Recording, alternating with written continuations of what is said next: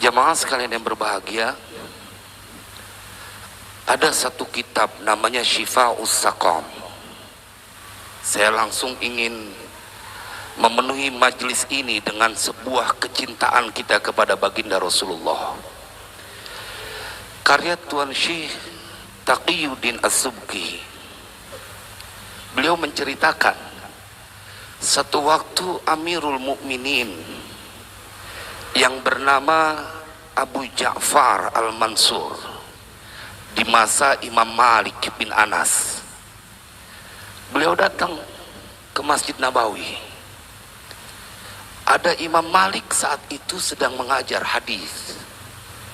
Imam Malik, kalau diceritakan sama Imam Ghazali dalam kitab Ihya-nya, memberikan perlakuan yang sangat khusus kepada baginda Rasulullah. Abu Ja'far Al-Mansur bertanya, "Ya Imam Malik,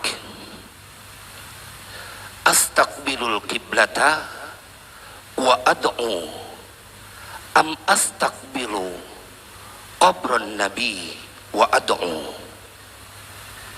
Ketika dia masuk ke Madinah, dia pengen berdoa, bertanya, aku harus menghadap kiblat baru kemudian aku berdoa, atau aku harus menghadap kepada Nabi, ke kuburan Nabi SAW, baru aku berdoa?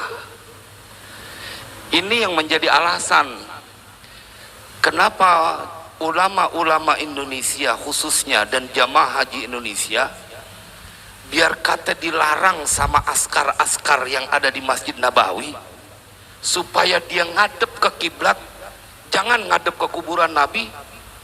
Kalau kata orang Betawi dulu mah kayak narik bambu dari ujung, kagak bakal kena. Dia belok, diikutin badannya diputer, askar jalan dia berbalik lagi ke begitu kan. Itu jamaah haji Indonesia. Dan saya melihat ini bentuk kesuksesan ulama-ulama kita dulu dalam mengajarkan akhlak kepada baginda Rasulullah SAW.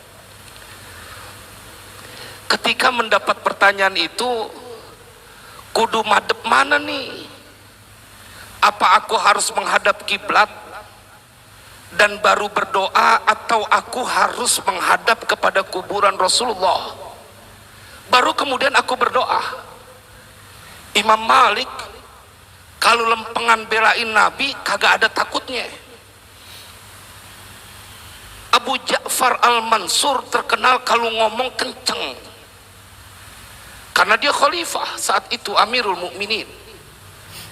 Ditegur sama Imam Malik, wahai tuan, wahai Amirul Mukminin, jangan kenceng-kenceng ngomong di sini, ada baginda Rasulullah. Sallu ala Nabi, sallu ala Nabi. Saya ngerasain bagaimana Imam Malik begitu menghidupkan di dalam hatinya kecintaan kepada baginda Rasulullah. Imam Ghazali bilang, kalau ada tamu yang ingin bertemu Imam Malik, beliau punya ajudan, kudu ditanya apa keperluannya. Kalau pengen belajar hadis, maka disuruh tunggu. Beliau mau mandi dulu, mau dandan dulu, karena yang mau beliau lafazkan adalah sebuah kalimat yang pernah keluar dari lisan baginda Rasulullah. Dia nggak mau menyampaikan yang pernah diucapkan oleh baginda Rasulullah kecuali beliau dalam keadaan berwudu, saking hormatnya kepada baginda Rasulullah. Jamaah sekalian berbahagia, kita bersyukur hadir di tempat ini. Kendati rintik hujan tak berhenti mengguyur permukaan bumi, tetapi tidak mampu menghalangi cinta kita kepada sang Nabi. Dan mudah-mudahan Allah muliakan kita karena cinta kepada baginda Rasulullah. Manusia yang ketika ditanya, balik bertanya, Imam Malik nggak dijawab. Lima tusarrifu wajhaka an qabri Rasulillah. Apa alasanmu sehingga engkau palingkan wajahmu dari kubur baginda Rasulullah? nggak dijawab. Ditanya lagi, ente alasannya apaan? Kok bisa-bisanya ngebandingin Rasulullah Shallallahu Alaihi Wasallam dengan arah kiblat? Nggak sepadan. Beliau manusia yang kemuliaannya nggak bisa diunggulin dengan apapun yang Allah ciptakan. Kok bisa-bisanya kau bandingkan pertanyaan antara arah kiblat dengan Rasulullah? Jamaah sekalian yang berbahagia, Imam Malik kemudian berkata, menghadaplah Tuhan ke kuburan baginda Rasulullah, karena beliau tidak pernah mati. Beliau tidak pernah mati. Kalau kita ngelihat bagaimana pernyataan Allah dalam Al-Quran, jangan kata Nabi Muhammad, para sahabatnya yang gugur di medan perang, kata Al-Quran mereka nggak mati.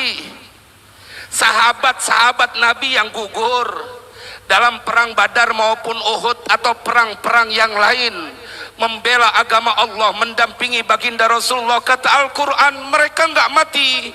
Kalau sahabat-sahabat yang mencintai baginda Rasulullah, mereka disebut oleh Al-Quran tidak mati, bagaimana mungkin yang diikuti bisa mati? Ini yang jadi dalil Imam Malik bilang, beliau kendati pun tidak ada bersama kita, tetapi beliau tetap hidup. Kisah pembuka ini rasanya udah cukup akan menumbuhkan kecintaan kita kepada baginda Rasulullah. Jamaah sekalian berbahagia, kita akan temukan banyak riwayat hadis